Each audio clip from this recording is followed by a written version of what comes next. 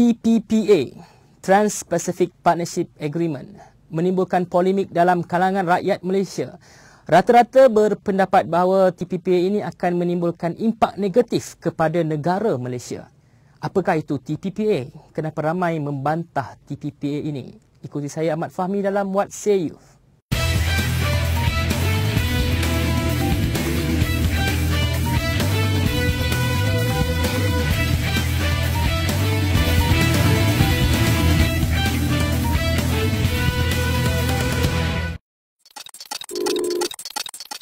Anas Alam Faizli, co-founder Badan Bertindak Bantah TPPA. Assalamualaikum, salam sejahtera kepada anda semua, khususnya para belia yang berada di luar sana. Anda bersama saya, bersama kita bersiaran untuk kita bincangkan topik kita pada kali ini yang begitu dekat dengan belia, iaitu polemik TPPA. Bersama saya seorang panel untuk kita bincangkan secara tuntas berkenaan dengan apa itu TPPA dan polemik berkenaan dengan isu ini. Selamat datang Anas. Pertama soalan, bagaimana mungkin boleh jelaskan tentang apa itu TPPA? TPPA adalah sebuah perjanjian yang di mana Malaysia ingin menyertai dan telah menyertai perundingan semenjak daripada tahun 2010. Okey. Kalau kita lihat Free Trade Agreement, secara umumnya kita boleh kategorikan seperti antara jiran dengan jiran, seperti contohnya lah Malaysia dengan Singapura, ataupun US dengan Canada. Itu salah satu kategori lah FTA. Dan ada juga FTA yang regional seperti ASEAN ataupun ANDIO dan FTA lain. Bezanya dengan TPPA melibatkan banyak negara, melibatkan setakat hari ini 12 negara termasuk Jepun. Dia dipanggil Trans-Pacific Partnership Agreement ini kerana kalau dilihat kedudukan negara-negara yang terlibat itu adalah di merentas Pasifik. Kalau kita lihat daripada Amerika itu, Amerika, Mexico, Chile, Peru. Kalau kita lihat daripada belah ASEAN, kita ada Malaysia, Vietnam, Brunei. Jadi kalau kita paparkan di map, kita akan lihatlah bagaimana mereka kedudukan negara itu, bagaimana mereka Trans-Pacific, dan mungkinlah kerana itu dipanggil Trans-Pacific Partnership Agreement. Mungkin peringkat awal tadi disebutkan Malaysia masuk ataupun terlibat dengan perjanjian ini pada tahun 2010. Ya, dia dimulakan di awal 2010 kalau jika tidak silap. Waktu itu ada 8 atau 7 negara, saya tidak pasti. Malaysia menyertai pusingan, saya pun tidak ingat. Tapi begitulah ceritanya. Dan yang terbaru Jepun menyertai pusingan rundingan yang baru-baru ini berlaku di Kota Kinabalu, Sabah pada 15 hingga 25 Julai. Jadi Jepun merupakan negara yang ke-12. Uniknya mengenai TPPA ini adalah TPPA ini merupakan satu perjanjian yang dipanggil what is the term, open agreement. Maksudnya walaupun setelah dimeterai perjanjian ini, ia boleh terbuka kepada negara-negara lain untuk menyertai TPPA. Maksudnya walaupun mereka tak terlibat secara awal tetapi dengan syarat bersetuju dengan semua perjanjian yang telah peringkat awal. Tak boleh nak disclose balik lah. Katakan TPPA ditandatangani hujung tahun ini, tiba-tiba Indonesia atau Thailand berminat menyertai, mereka boleh menyertai dengan syarat bersetuju dengan perjanjian ini dan negara-negara TPPA bersetuju dengan keanggotaan mereka. Itu uniknya TPPA ini. Disebutkan topik kita bincang pasal polemik. Polemik sudah tentu ada perbincangan sekarang ni, dia ada pro dan kontra. Ya, kita boleh sebut, tak nafikan mungkin ada pro-nya dan juga kontranya. Mungkin boleh sebut beberapa perkara yang boleh dikatakan sebagai pro kepada TPPA ni dan kontranya, dan mungkin pandangan Anas tentang keseluruhan TPPA ni. Berkata mengenai pro, bila kita nak bercerita mengenai TPPA ni, kita perlu lihat negara-negara yang berada di dalam TPPA. Negara-negara yang berada dalam TPPA sudah mempunyai hubungan dua hala dengan Amerika, sudah mempunyai FTA yang dimeterai sebelum ini, kecuali Malaysia, Brunei, dan New Zealand dan Jepun. Maksudnya tidak ada lagi. Yang belum ada lagi. New Zealand dan Jepun adalah negara yang membangun. Manakala Brunei sebuah negara yang kaya, dan trade-nya tidak terlalu besar berbanding Malaysia.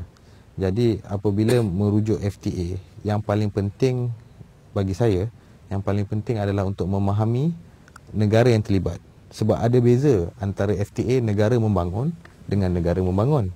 Ada beza juga FTA negara yang membangun dan negara yang sudah maju. Dan ada juga beza FTA negara maju dan negara maju. Masalahnya dalam TPPA, kita melihat negara-negara maju yang terlibat dan negara-negara yang sedang membangun seperti Malaysia.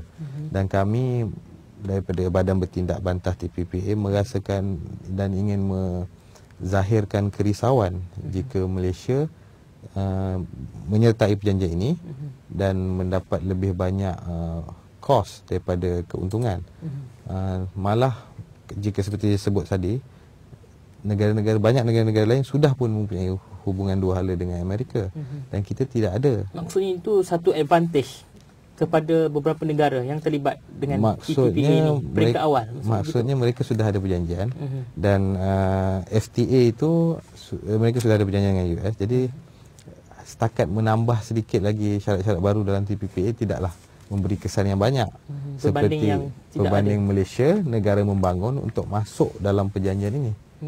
Itu mungkin tak nampak dia punya pro-nya tak ada Pro kalau dilihat yang banyak yang menyokong FTA daripada dulu, kita lihat FMM menyokong FTA. Satu sajalah yang setakat yang saya ingat. Malah jika kalau kita masih ingat pada tahun 2008 Malaysia pernah keluar daripada perundingan FTA dengan Amerika. Perundingan itu berhenti dan tidak pernah disambung. Malah saya masih ingat Tan Sri Muhyiddin Yassin yang waktu itu Menteri Pertanian pernah mengatakan bahawa over my dead body untuk menandatangani perjanjian dua hala FTA dengan Amerika. Dia melahirkan kegusaran mengenai apa kesan FTA terhadap agriculture di Malaysia. Malah saya masih ingat sekarang Menteri belia Khairy Jamaluddin pernah membuat protes menentang FTA kerana merisaukan harga ubat yang akan naik kerana patent extension dan data exclusivity.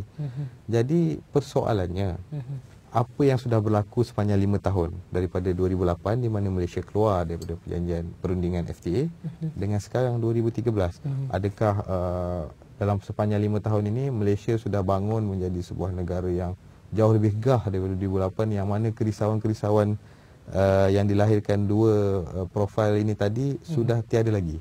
Itu yang adakah itu juga membawa maksud bahawa Malaysia ini berada dalam takuk lama? Walaupun diwawakan Malaysia ini akan menjadi sebuah negara maju menuju 2020. Sebagai sebuah negara dalam konteks itu merujuk kepada tahun 2008 sebagai asas perjanjian awal antara Malaysia dan US sebagai contoh. Adakah kita masih lagi di bawah takuk yang sama ataupun mahu mengekalkan status quo yang ada? Saya rasa untuk menuju kepada bincangan itu kita perlu melihat chapter-chapter. Dalam TPPA ada 29 chapter secara lebih luas. Ini bukan soal Malaysia 2008-2013 kita jauh lebih maju ataupun masih ditakut lama. Ini membandingkan keupayaan Malaysia secara ekonomi untuk bersaing dengan Amerika. Sebagai contoh, kita menandatangani WTO pada tahun 1996. Waktu kita menandatangani WTO, kita terikat dengan subsidi beras contohnya. Di waktu itu Amerika bersetuju menurunkan subsidi beras sebanyak saya tidak pasti 30% atau 23%. Menurunkan subsidi mereka mengatakan subsidi itu doesn't allow fair competition. Masalahnya yang berlaku di waktu itu subsidi beras Malaysia agak minimum. Jadi Amerika menurunkan subsidi mereka daripada 400 bilion contohnya ke 300 bilion. Malaysia masih tidak, sudah habis sifar subsidi kepada industri beras. Malah dilihat pengeluaran Amerika gandum, jagung, beras dan bijirin dan produk-produk agriculture mereka adalah jauh di bawah bukan kadar pasaran, kadar pengeluaran malah kerana subsidi.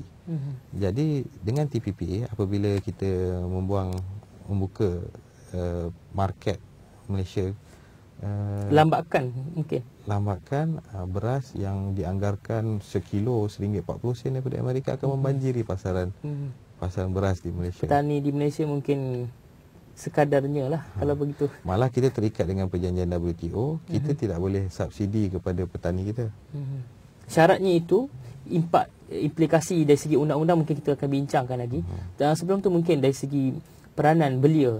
Oleh kerana kita mungkin setengah belia ni orang muda merasakan bahawa TPPA ni bagi setengah orang bila kita tanya mungkin TPPA saya tahu Tupperware sebutlah TPPA contohnya lah kan. Mungkin ramai pandangan anak sendiri. Adakah orang muda sekarang ni sedar tentang isu ni ataupun mereka?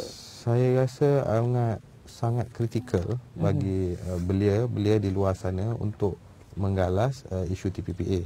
Kerana isu TPPA inilah yang akan bakal mewarnai masa hadapan mereka.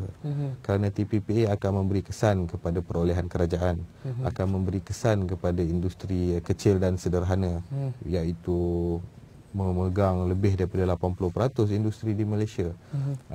Dia akan juga memberi kesan kepada pekerjaan.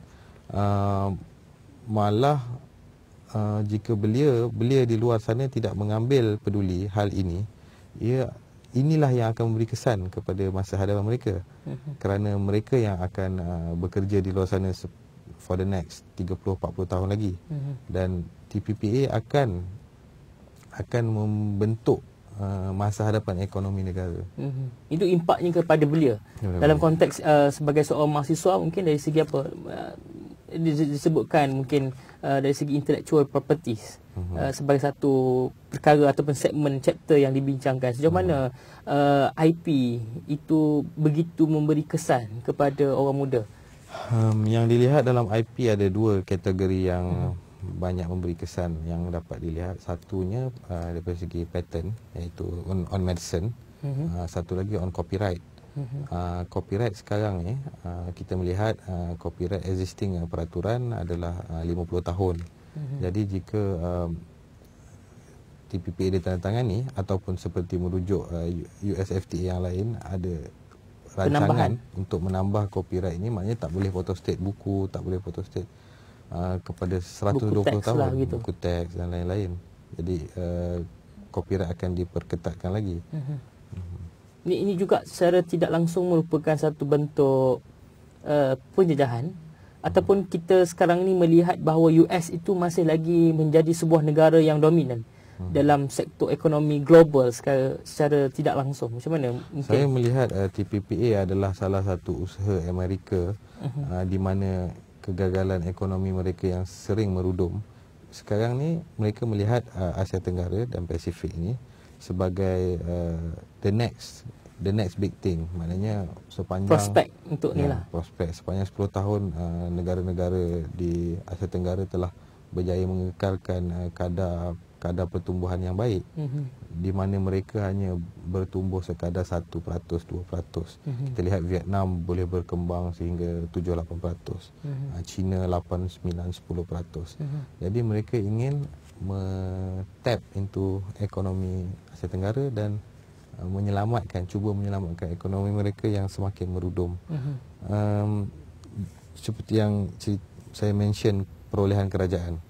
Apabila kita menandatangani TPPA, perolehan kerajaan sekarang merupakan satu segmen yang besar, melibatkan hampir lebih 130 bilion ekonomi negara, lebih kurang 25% ekonomi. Jika kita menandatangani TPPA, maksudnya tidak ada apa-apa kelebihan yang boleh diberikan kepada GLC untuk bersaing. Maksudnya negara-negara TPPA boleh masuk sistem pembidaan dan akan berlawan dengan tempatan. Jika dilihat sejarah, negara-negara yang menandatangani USFTA, kita dapati benda ini dua hala. Maksudnya kita boleh bidding ke Amerika boleh masuk ke kita juga. Tetapi kajian-kajian dilakukan menunjukkan walaupun government procurement dibuka oleh Amerika, 96% pembidaan di Amerika masih pergi kepada syarikat-syarikat gergasi Amerika. Maksudnya siapa yang akan untung? Adakah kita terkejar-kejar untuk masuk bidding government procurement di Amerika, ataupun dengan membuka government procurement di Malaysia, Itu equilibrium yang perlu dibincangkan oleh MITI sebagai negotiator dalam TPPA.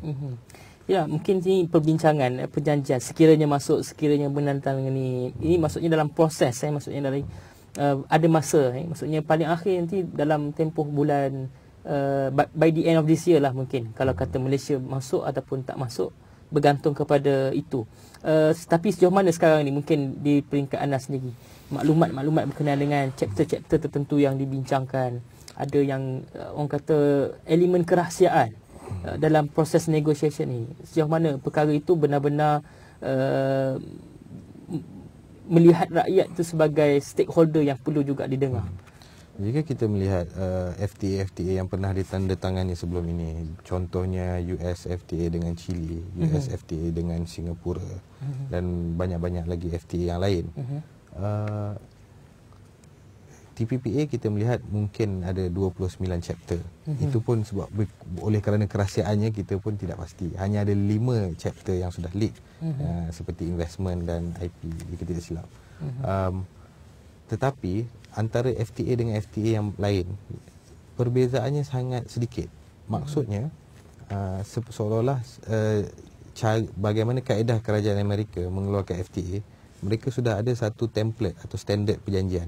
Ada 30 chapter contohnya.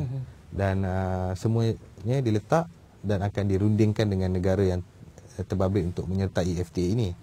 Dan daripada apa yang kami lihat, tidak banyak perbezaan pun. Maksudnya keupayaan negara-negara kecil atau negara lain untuk berunding dengan Amerika sangat minimum. Maksudnya contoh, kita ada 10 perjanjian FTA US. Jika dilihat tak banyak beza.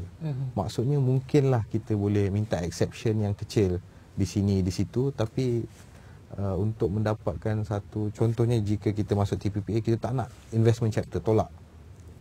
Dan memang takkan dapat sign lah TPPA dengan Amerika. Maksudnya contohnya perlu ada, ya maksud dua hala tadi, persetujuan itu perlu dua-dua negara. Dia tak boleh dia macam zero sum game lah.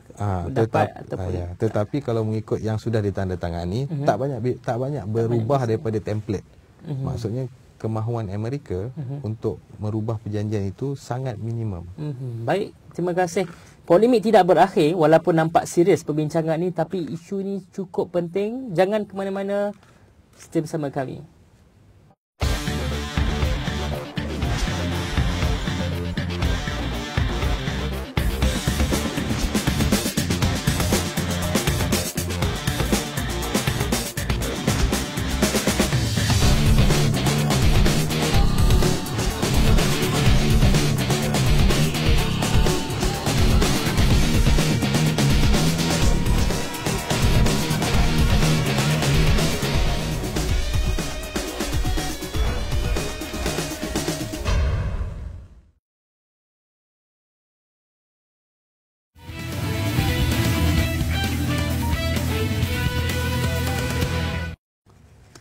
Assalamualaikum, kembali bersama saya dan juga Anas untuk kita bincangkan topik kita pada kali ini, iaitu polemik TPPA.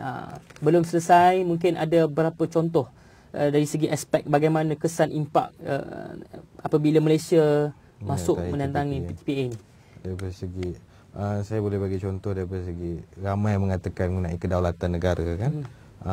Kedaulatan negara itu mereka rujuk dengan saya merasakan lebih kepada chapter pelaburan investment, yang di mana di dalam chapter investment ada clause ISDS, Investor State Dispute Settlement.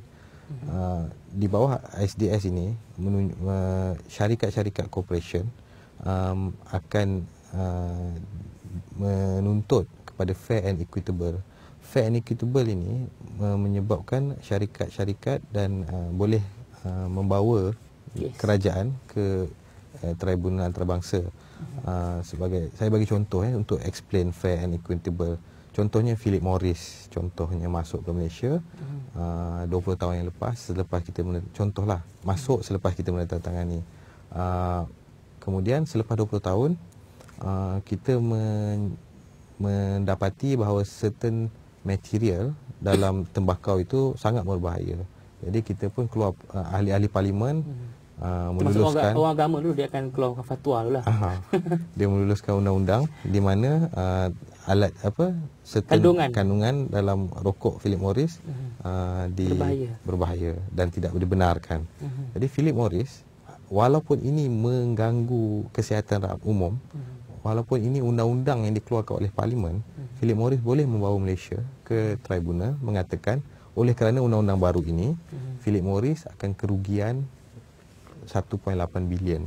Jadi Malaysia akan dibawa ke Mahkamah Antarabangsa di mana 2 hakim daripada luar, 1 hakim daripada Malaysia. Dan kemungkinan besar kita akan diheret dan dipaksa membayar amount yang besar ini. Implikasi undang-undang itu tertakluk.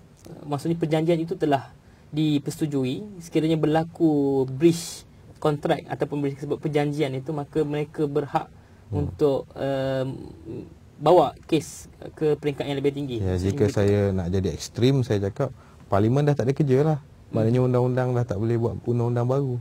Maknanya syarikat itu akan hanya berasa adil dan equitable jika mereka berada di Malaysia dan sewaktu mereka masuk sehinggalah mereka beroperasi, tiada undang-undang yang diubah yang melibatkan produk mereka. Itu daripada segi satu contoh kedaulatan lah. Dan kita lihat banyak kes-kes di Peru, di merata-rata di mana even di Mexico, di mana kerajaan disaman sehingga $16 bilion kerana ingin mengharamkan pembuangan sisa toksik.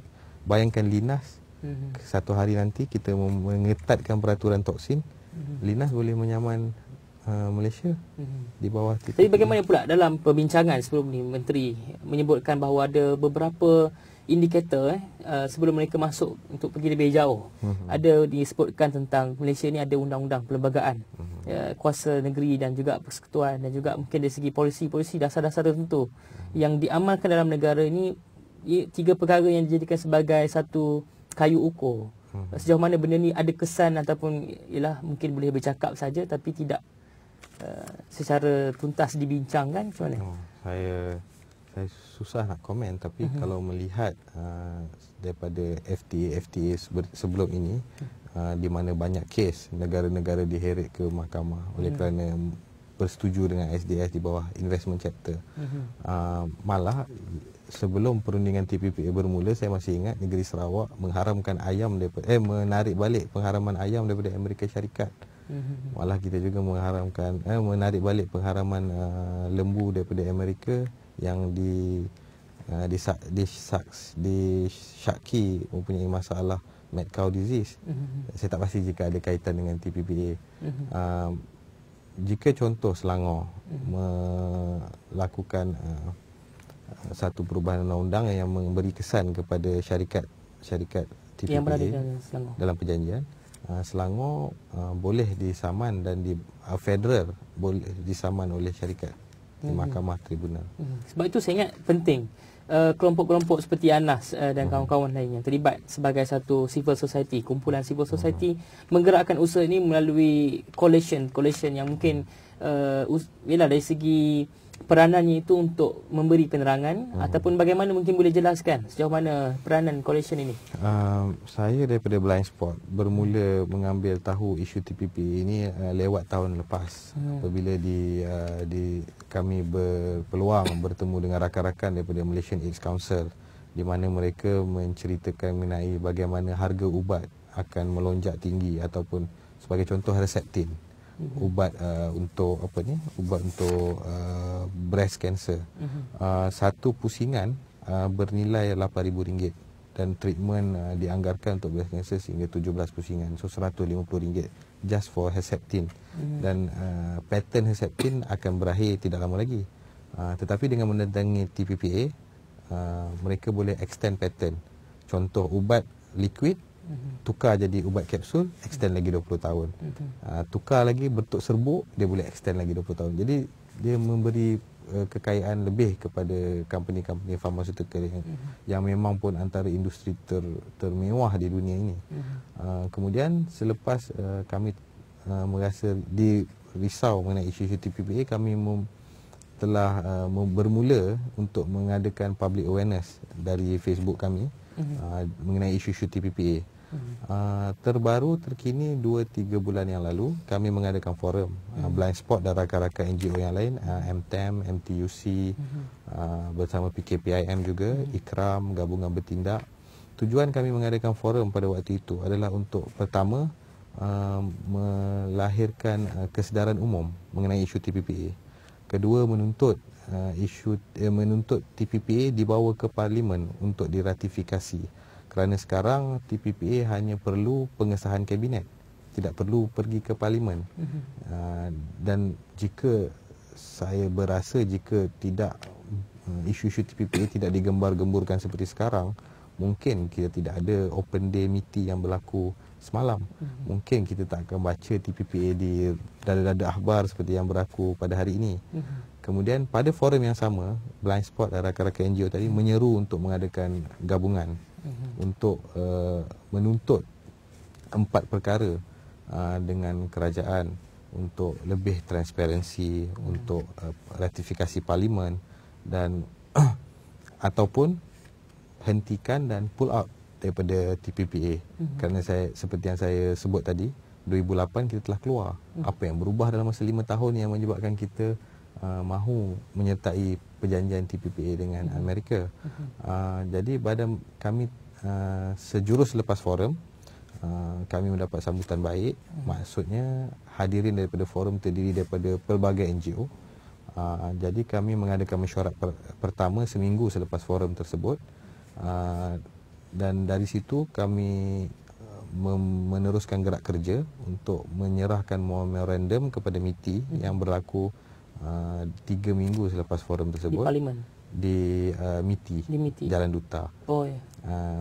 Jadi setakat ini kami sudah disertai 52 NGO yang terdiri dari pelbagai NGO dan 6 majlis.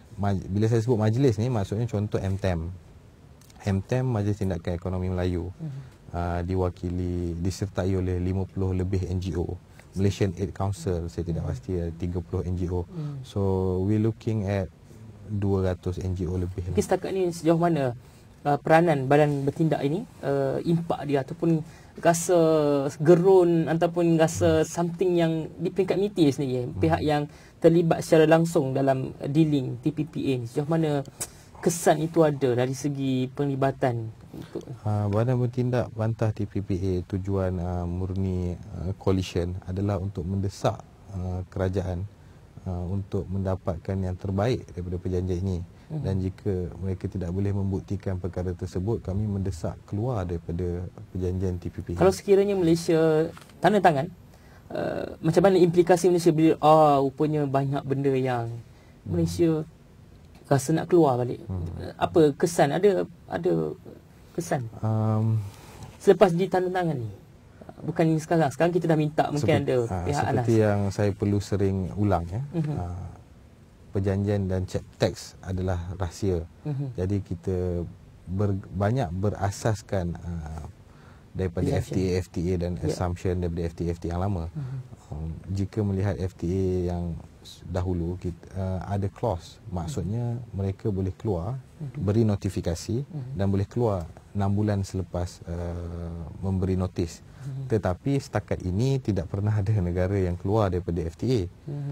Dan saya juga percaya jika kita keluar, pastinya negara-negara yang sudah pun masuk di Malaysia, kita still kena bayar 20 tahun atau 30 tahun pampasan. Impak yang disebutkan tadi dari segi kedaulatan, kos undang-undang, legal dan sebagainya perlu ditanggung.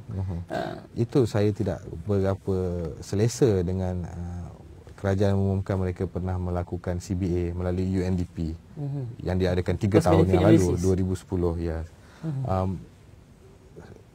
Adalah amat susah untuk mengira perkara-perkara yang tidak boleh dinilai seperti diseret ke mahkamah. Contohnya intangible cost. Kita boleh kita buat CBA untuk trade agreement. Simple lah kira. Ada 12 negara melibatkan 800 bilion contohnya potential trade. Tapi bagaimana kita nak kira intangible cost? Bagaimana kita nak kira kehilangan pekerja-pekerja, contohnya di negara lain sehingga 2 juta pekerja di kampung kehilangan kerja oleh kerana agriculture.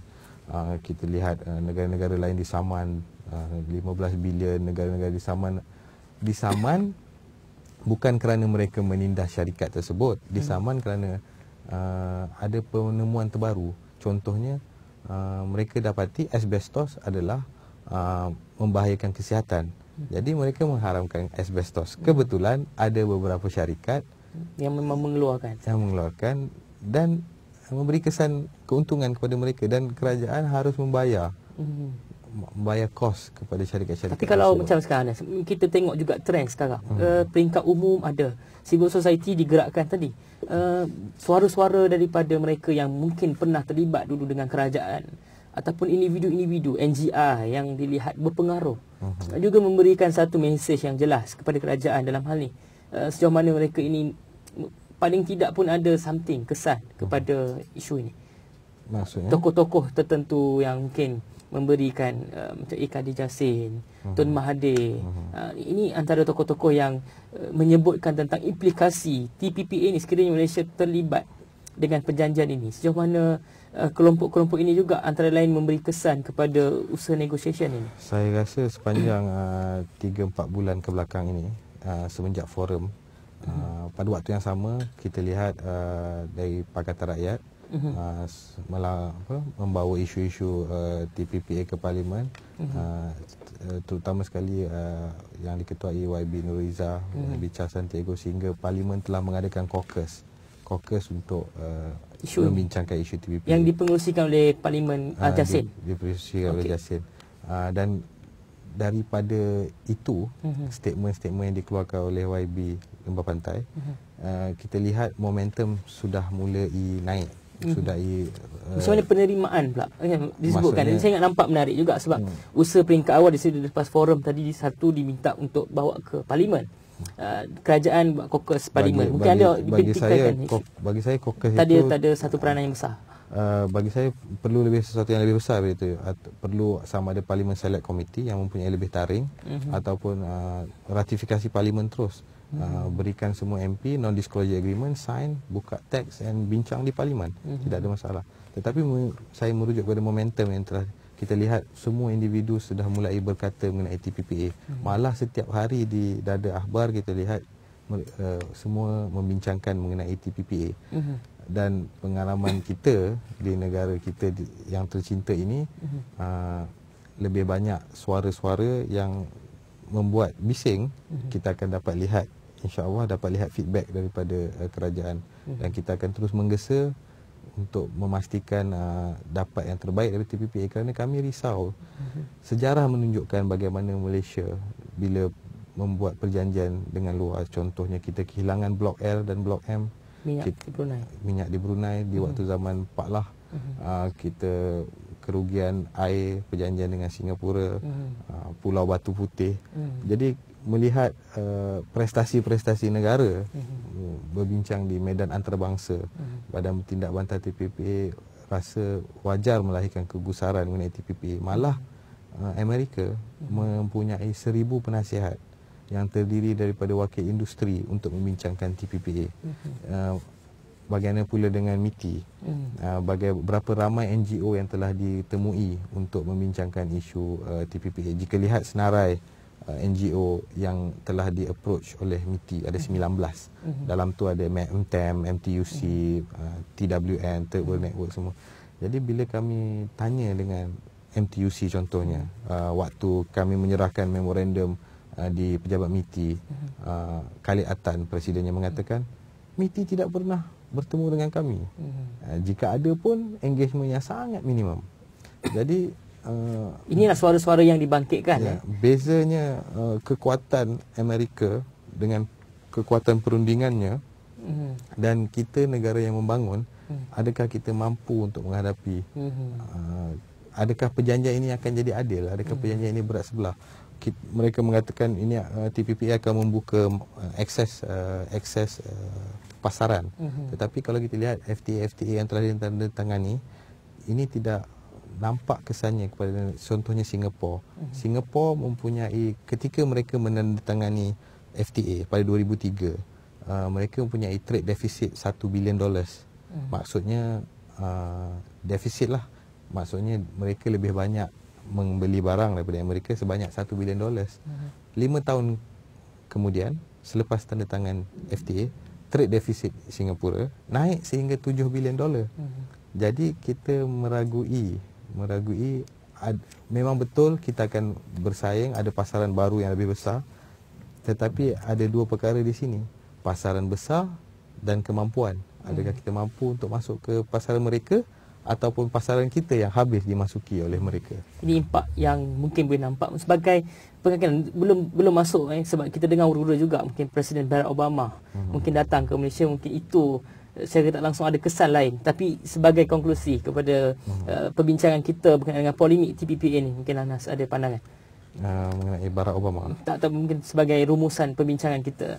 Obama tu sebab tadi mungkin sentuh tentang US sebagainya, tapi kita takut juga bila datang tokoh ini maka apa-apa boleh terjadi. Tapi sebagai konklusi macam mana mungkin Anas? Badan Bertindak Bantah TPPA melihat perlunya sokongan rakyat, sokongan NGO, sokongan ahli akademik, sokongan pakar-pakar perniagaan untuk bangun. Dan kami menyeru semua NGO di bawah badan, di luar badan, menyertai badan bertindak, mengeluarkan penulisan, terus menulis mengenai isu-isu TPPA. Yang pakar perubatan, tulis mengenai perubatan. Yang pakar undang-undang, tulis mengenai undang-undang. Yang pakar kehakiman, yang pakar ekonomi, tulis mengenai TPPA supaya kita akan mendapat maklum balas yang lebih daripada semua pakar dan dapat yang terbaik untuk TPPA dan mendesak untuk pull out jika ini tidak akan memberikan apa-apa yang baik kepada Malaysia. Baik, terima kasih kita ucapkan kepada Saudara Anas di atas perbincangan berkenaan polemik TPPA. Anda semua yang mendengar berhak untuk menyatakan sejauh mana kebenaran, sejauh mana perjanjian ini bakal memberikan impak sama ada positif ataupun negatif, khususnya kepada negara yang tercinta Malaysia. Sekian saja daripada saya, Ahmad Fahmi Muhammad Samsudin bersama dengan kru penerbitan What Say You. Sehingga kita berjumpa di lain episod. Assalamualaikum warahmatullahi wabarakatuh.